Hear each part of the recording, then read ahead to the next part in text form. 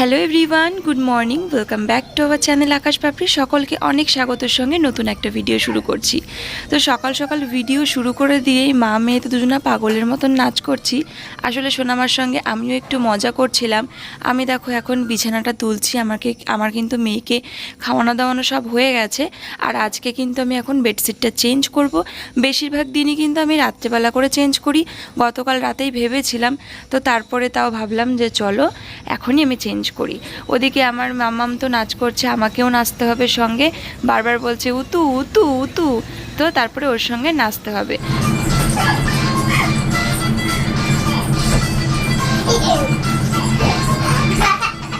আর বাচ্চাদের সঙ্গে একটু স্বাদ দিলে কিন্তু ওরা ভীষণ খুশি হয়ে যায়।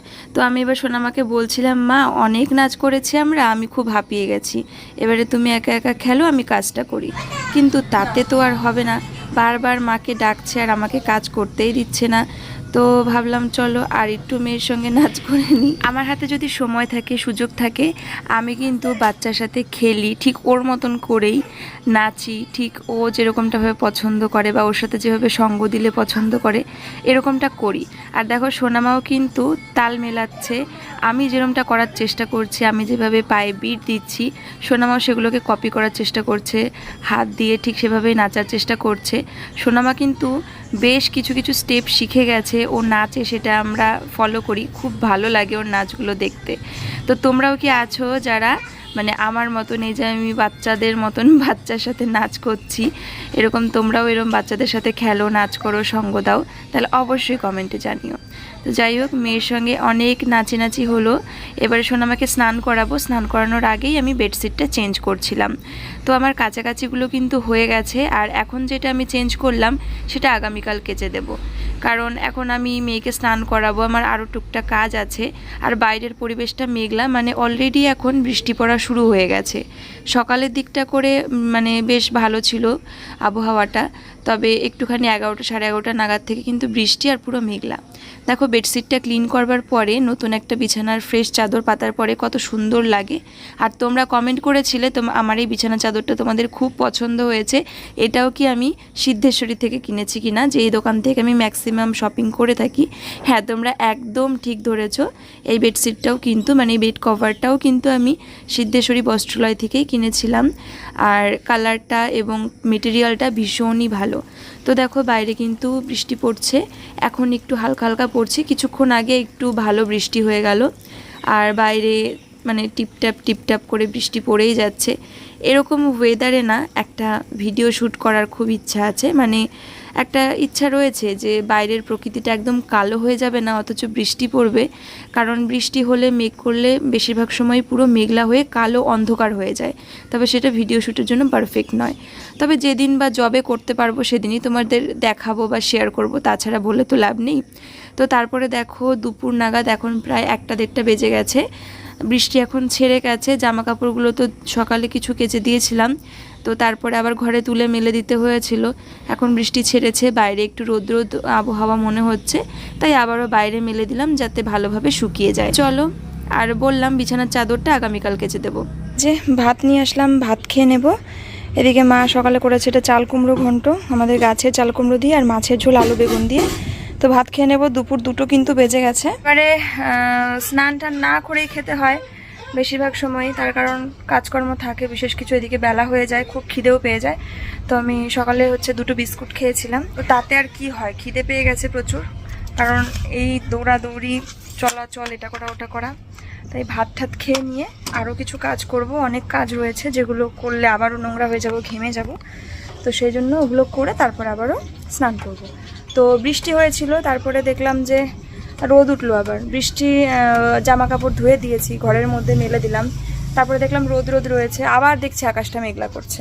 তো ওই জন্য জামা কাপড়গুলো বাইরে মেললাম, যে রোদ উঠেছে, রোদের তাপে তাড়াতাড়ি শুকাবে, ঘরের মধ্যে স্যাঁতসেঁতে, এমনিতেই বর্ষা ওয়েদার, স্যাঁতসেঁতে হবে, বাইরে একটু রোদ আছে, গরম আছে, হাওয়া হালকা হালকা আছে, শুকিয়ে যাবে।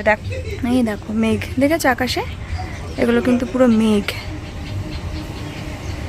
এদিকে একটু হালকা আছে, মানে এদিকটা অতটা মেঘ নেই, এই সাইডটা করে পুরো মেঘ ধরিয়েছে। দেখি কি হয়। খেতে তো বসি আগে। এই বাইরের কাজকর্মের চিন্তা থাকলে পরে মানে ঘরের মধ্যে শান্তি করে থাকা যায় না, ঘরের মধ্যে খেতে বসবো, যখনই ওই মুখে এক গ্রাস ভাত দেবো তখনই দেখবো যে বৃষ্টি পড়া শুরু হয়েছে, এই দেখবো মেয়ের পটি পেয়েছে, এই দেখবো মেয়ে টয়লেট করে দিয়েছে, এইগুলোই হয়। চলো, কি হয়েছে কি হয়েছে? কেন ড্রেস খুলবা কেন তুমি? কেন এই এই ভাত খেতে বসেছি, ঘাড়ের উপরে উঠছে কি না কি করছে, আবার এখন দেখো জামা ধরে টানাটানি ড্রেস খুলবে কেন? ড্রেসটা কেন খুলবে? এটা তো সুন্দর লাগছে তো। তাহলে কি পরবা তুমি? আলমারির মধ্যে যেগুলো আছে ওগুলো? ভালো জামা? কেন ভালো জামা পরে কি হবে? মামা বাড়ি যেতে হবে? মামা নেই তো বাড়িতে? বেবি আছে? বেবিও নেই বাড়িতে?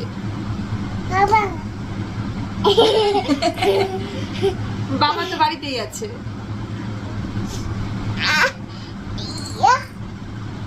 খুলো না, এই যে মেয়ের বায়না, ড্রেস খুলবে, নতুন জামা পরবে, মামার বাড়ি যাবে, আবার একটা ব্যাগ নিয়েছে সাথে, আবার বলছে আলমারির থেকে বের করে দেবে। হ্যাঁ ও মা খোলে না, মা আমি ভাত খাই, আমাকে খেতে দাও, খিদে পেয়েছে তো আমার, খেতে দাও। সুন্দর লাগছে তোমাকে এটা পরে। মামা বাড়িতে নেই, বেরো করতে গেছে মামা মামি, বুঝেছো? কেউ নেই মামার বাড়িতে। মামা মামার অপশন যদি সরিয়ে দিই, মামা বাড়ি নেই, বলবে বেবি, বাবার কাছে আবদার করবে। কি কি এটা খুলে দেবো, কিন্তু নতুন জামা দেবো না। কি মা? ড্রেস খুলে খালি গায়ে থাকবা?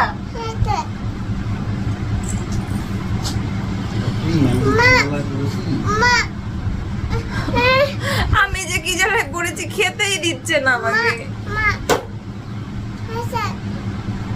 মামা দেখো কি, আমি ভাত খেয়ে নি, তারপরে তোমাকে নতুন জামা পরে দেবো। হ্যাঁ মা ভাত খেয়ে তোমাকে পরে দেবে নতুন জামা। মা আমার সোনা, সোনার ঘুম হয়েছে?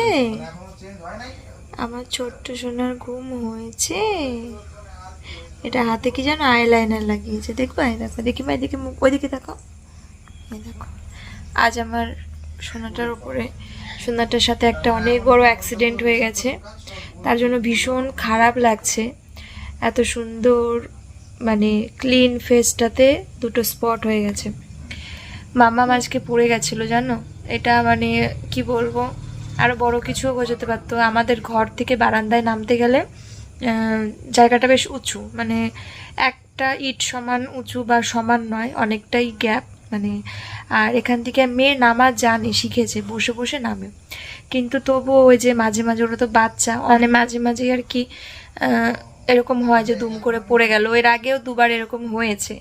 আমি গেছি পাশের ঘরে জল ভরতে, সোনামাই ঘরে বসে, ওর বাবা বারান্দায়, মানে ওর বাবা এইদিকেই রয়েছে, আমি জানি যে সেফ, মানে যেটা হয়। তো সবারই সামনে দুম করে, আমি দেখিনি, এরকম করে পড়ে গেছে। তো পড়ে যাওয়ার জন্য দেখি মা, দেখি এদিকে তাকাও, দেখি তোমার কোথায় কোথায় লেগেছে, একটু দেখাই, দেখি মা,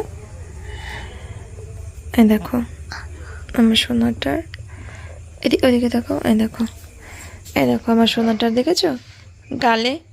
আজকে সোনামাকে এখানে একটুখানি লাইনার পরিয়েছে আমার মামার চোখটা দেখার জন্য, কিন্তু এই পাশে পড়াতে দেয়নি। তো এই দেখো গালটা দেখো কি করেছে।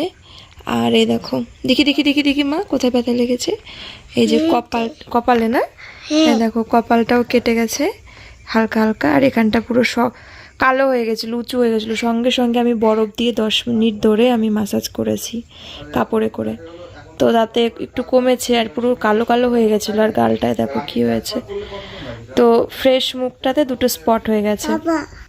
হ্যাঁ বাবা, তোমার ব্যথা লেগেছিল মা? বাবা ফেলে দিয়েছিল? মা ফেলে দিয়েছিল? তুই মায়ের বেবিকে, মায়ের নামে যত রকমের দোষ দেওয়া যায়, বুঝেছো? মা ছিল ওই ঘরে জল আনতে গেছে, ইচ্ছা করে কান্না করছে, এগুলো হচ্ছে সব বাবার আহ্লাদ পাওয়ার জন্য। দুষ্টু পাখি। বাবা বাবা বাবা কাজ করছে, কাজ করছে, কথা বলছে। মা তোমাকে মা কত ওষুধ লাগিয়ে দিল, বরফ দিয়ে দিল, হ্যাঁ তুমি বাবার সামনে পড়ে গেলা, তোমাকে বাবা ধরতে পারলো না, আর তুমি মায়ের নাম দিয়ে দিচ্ছ। মেয়েরা এরকমই হয়, বাবা দরদি বেশি, আর বাবার কাছে খালি মায়ের নালিশ করা, বুঝেছো? দেখো ভাবটা দেখো।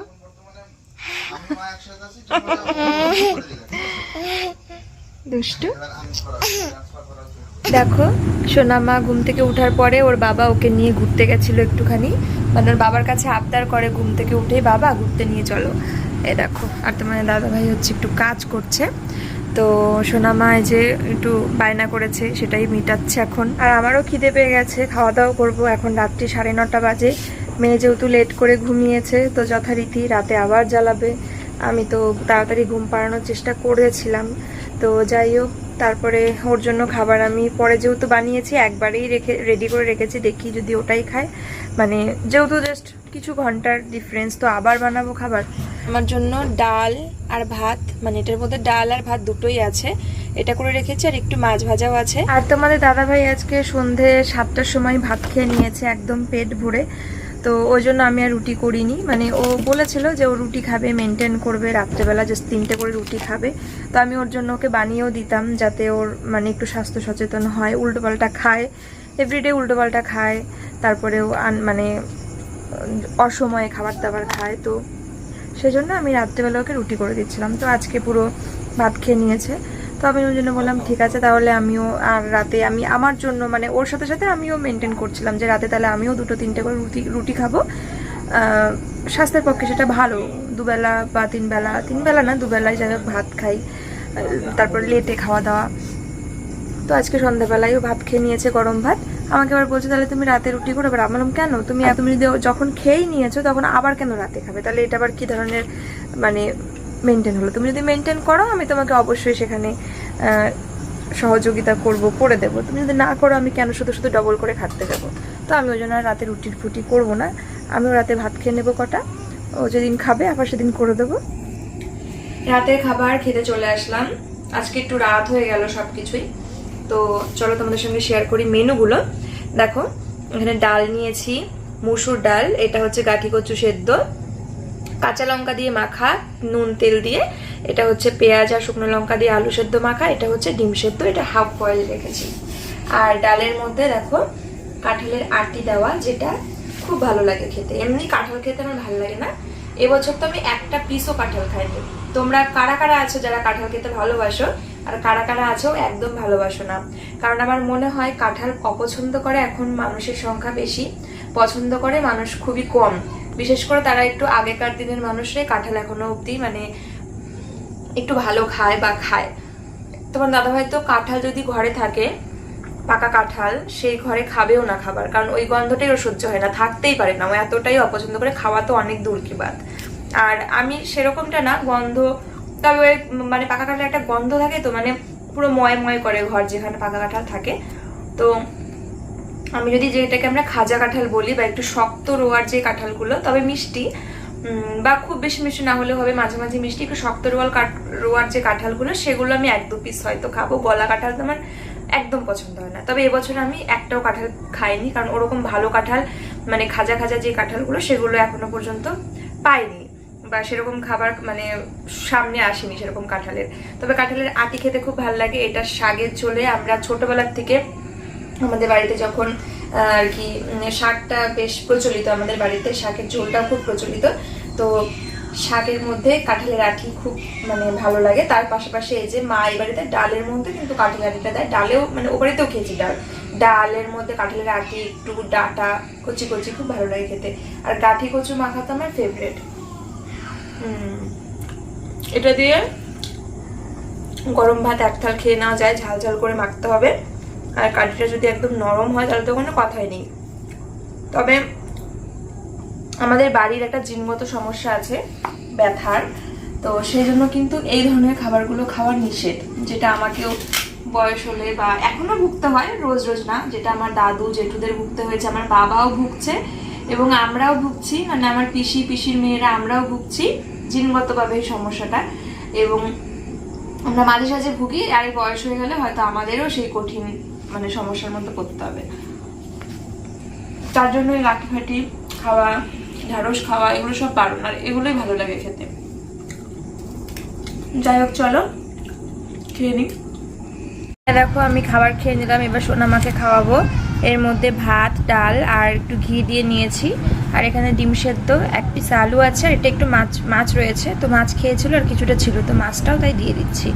চলো দেখি এবার কতটা কি খায় মেয়ে। এ দেখো আমার মাম্মাম কিন্তু একা একাই ব্রাশ করতে পারে, দুটো দাঁত একসঙ্গে করে তারপরে ব্রাশ করো, করো, এবার করো, হ্যাঁ হ্যাঁ এই তো ভালো করে, হ্যাঁ এই তো সোনা মা আমার বড় হয়ে গেছে তো। হ্যাঁ ভিতরে দাঁতগুলো করো, মাড়ির দাঁতগুলো করো, ভিতরে ঢুকিয়ে করো, দাঁতগুলো করে করো, হ্যাঁ ওরকম, হ্যাঁ এবার করো, এবার ঘষো, করে ঘষো, ওটা হ্যাঁ ফেলে, বাহ। এবার ভিতরে একটু ঢুকিয়ে করো ব্রাশটা, একটু দাঁতটা একটু ভিতরে ঢুকিয়ে, হ্যাঁ ভিতরের দাঁতগুলো করে করো, হ্যাঁ জিভ পরিষ্কার করতে পারো? ওরে বাবা পারে তো। দেখি দাঁতগুলো দেখি কতটা পরিষ্কার হলো। ওরে বাবা পরিষ্কার হয়ে গেছে তো, বেবি একাই করলো। দেখো তো আমার মাটার মুখটা কি হয়ে গেছে ব্যথা লেগে। উফ তুমি আজকে পড়ে গেছিলা, দেখো কি অবস্থা হয়ে গেছে গালটা। করো মা, ভালো করে ব্রাশ করো সোনা, একা একাই তো ব্রাশ করতে হয়। তবে সোনামা কিন্তু নর্মাল জলে ব্রাশটা ধুয়ে ব্রাশ করছে, ও টুথপেস্ট দিয়ে ব্রাশ করতে পারে না। মানে আমি কিনেছি, হ্যাঁ করো করো, ট্রাই করিয়েছি আমি নিজে ওকে দিয়ে, ও কিছুতেই টুথপেস্ট লাগিয়ে ব্রাশ করে না। কি যে করি, তোমরা এমন একটা টুথপেস্ট যদি জানো সাজেস্ট করো যেটার কোনো রকম মানে টেস্ট মানে বাজে না বা মুখে ধরবে না, ঝাঁজ লাগবে না। নেই টুথপেস্ট, নেই টুথপেস্ট দিয়ে জল দিয়ে করছো, করো, তোকে চেঞ্জ করিয়ে দেবো। ওই জন্য এটা ভিজুক, না হলে ভিজলে পরে খুলতে চাইবে, না ভিজলে আবার মানে মানে এমনি এবার পছন্দ হলে তখন আবার চেঞ্জই করানো যায় না ওকে রাতে। তো যাই হোক সুন্দর করে আমার মাম্মা ব্রাশ করছে, ঘষে ব্রাশটা করে নিক। জামাই ষষ্ঠীর বিশেষ দিনটাকে উপলক্ষ করে ছোটোখাটো কিছু উপহার কিনেছিলাম, তোমাদের সঙ্গে তো শেয়ার করা হয়নি। এই যে আইরি সোনার জন্য সুন্দর জামাটা কিনেছিলাম, আর কি কিনেছিলাম চলো তোমাদের সঙ্গে শেয়ার করি, তোমরা দেখে নাও। তো আহিরি সোনাকে তো আমি একটা জামা দিয়ে দিয়েছি, যেটা আর কি যেহেতু জামাই ষষ্ঠী, মানে জামাই ষষ্ঠী আমাদের নেই কিন্তু একটা শখ করে জিনিসগুলো মানে একটু কেনা, তারপরে আমি পুজোর মধ্যেও কিছু তেমন কেনাকাটা করিনি এ বাড়িতে, ওই জন্য আমি ভাবলাম যে ষষ্ঠীর উপলক্ষে দেব। তাই কিন্তু আমার মা বাবা সবসময় হাজারবার বারণ করে, বকাঝকা করে, মানে জানেও না, আমি এখন জাস্ট দিয়ে চলে যাবো। আর তোমাদের সঙ্গেও একটু হালকা করে শেয়ার করছি। এই যে এই শার্টটা কিনেছিলাম বাবার জন্য, এটা কটনের শার্ট হাফাটা, আর এই শাড়িটা হচ্ছে মার জন্য কিনেছি, তো পছন্দ হলো আমার। তো তোমাদের একটু খুলে দেখায়, কারণ তোমাদের সঙ্গে তো শেয়ার করা হয়নি। এটাকে কি যেন একটা শাড়ি বললো, একদম মানে সফটের মধ্যে, আর হচ্ছে সিল্ক, মানে এটাকে কি সিল্ক বলে, এটার আর কি যেটা অরিজিনাল ওটাও খুব ভালো, এটা একদম অরিজিনাল নয়, এটা মানে সেমি আর কি। যাই হোক আমার বেশ পছন্দ হলো। এটা হচ্ছে আঁচল, এই যে তোমরা যদি জেনে থাকো শাড়িটার নাম কি আমাকে জানিও, দেখা যাচ্ছে আশা করি। তো এটা হচ্ছে স্কাই ব্লু কালারের আঁচলটা আছে, আর ব্লাউজ পিসটাও কিন্তু এরকম স্কাই ব্লুর ওপরেই আছে, কিন্তু পুরো শাড়িটা কিন্তু এইরকম মানে ডুয়েল টোন, বাট টোনটা পুরো ডিফারেন্ট। আর এরকম রেড পাড় রয়েছে, পাড়টার সাথে এটা খুব সুন্দরভাবে যাচ্ছে বলে আমার মনে হয়। এই দেখো এই রয়েছে শাড়িটা, হালকা শাড়িটা লাইট ওয়েট। তো কেমন লাগছে শাড়িটা অবশ্যই জানিও। তোমরা আমার চয়েসগুলো বেশ পছন্দ করো, কম্বিনেশনগুলো। তো পার্টটা আমার খুব মানে ভালো লেগেছে, আর পুরো ডিফারেন্ট, মানে কম্বিনেশনটা কন্ট্রাস্টটা পুরো ডিফারেন্ট, একটা মানে অ্যাশ টাইপের লুক আসছে। আবার পার্টটা রেড, আবার এদিকে আঁচলটা, এটা আঁচল একটা ময়ূর রয়েছে, আর সারা অল ওভার বডিতেও একটু ময়ূর করা রয়েছে। তো এই হচ্ছে শাড়িটা, এই যে এটা হচ্ছে কালারটা। তো কেমন হয়েছে জিনিসটা অবশ্যই জানিও তোমরা। তো চলো দেখে দিই।